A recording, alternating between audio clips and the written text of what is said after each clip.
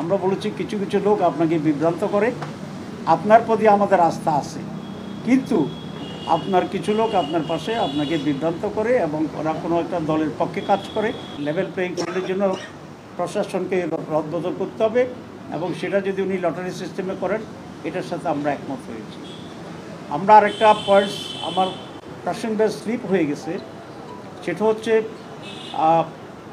এই যে রিফর্মস হচ্ছে এটার যে ডিক্লারেশনটা, এই ডিক্লারেশনটা বা আদেশটা কে দিবে এই নিয়ে একটা প্রশ্ন এখন উঠেছে।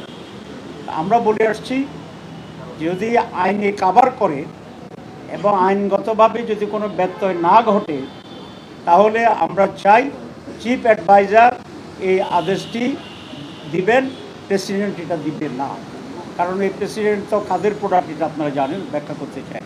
ওনারা আমাকে বলেছেন যে ওনারা আইনগত দিকটা পর্যালোচনা করবেন, যদি আইনগত কোনো সমস্যা না হয় তাহলে প্রেসিডেন্ট নয়, এই ঘোষণাটা প্রধান উপদেষ্টাই দিবেন। এটা আজকে আমরা মত দিয়েছি, ওদের আমরা এটা নিয়ে আলোচনা করি।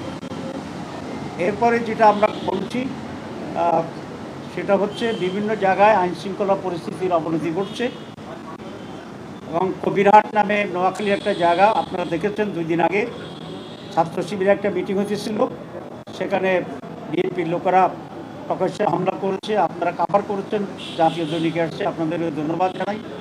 আমরা এটা ওনার দৃষ্টি আকর্ষণ করছি। এইরকম যদি এখনই শুরু হয় তাহলে নির্বাচন কী হবে? মর্নিং শো দ্য ডে, আমরা জানি তো এটা মর্নিং শো দ্য ডে। সুতরাং ওনারা এখনই শুরু করছেন, আমরা বলছি এটা থামান। এটা যদি আপনি না থামাতে পারেন তাহলে নির্বাচন নিয়ে সংশয় তৈরি হবে, অনিশ্চয়তা তৈরি হবে। আমরা আরেকটি দৃষ্টি আকর্ষণ করেছি, আপনারা জানেন যারা পোলিং অফিসার এবং প্রিসাইডিং অফিসার যারা আছে, আনসার বাহিনীর আছে, তারা ভোট দিতে পারে না। এর সংখ্যা প্রায় লক্ষ লক্ষ। আমরা আজকে বলেছি যে প্রবাসীদের ভোটের ব্যবস্থা করছে গভর্নমেন্ট, সুতরাং তাদের ভোটের ব্যবস্থা করাটাও এটা জরুরি। ওনারা খুবই খুশি হয়েছে এটাতে, যে বলছে যে না, এটা ইম্পর্টেন্ট পয়েন্টস, তারা সেখানে আলোচনা করবে। তত্ত্বাবধায়ক সরকারের বিষয়ে আমরা আলোচনা করিনি 2টি কারণে। এক, তত্ত্বাবধায়ক সরকারটা ব্যাপারে এখনও সুপ্রিম কোর্টের শুনানি হচ্ছে, সুতরাং সুপ্রিম কোর্টের যেহেতু এটা প্রিজুডিস, আমরা সুপ্রিম কোর্টের রায়ের অপেক্ষায় আছি। সুপ্রিম যে রায় দেয় সেই লাইনেই আমরা তখন কেয়ারটেকার ইস্যুটা আমরা সেখানে আলোচনায় আনব।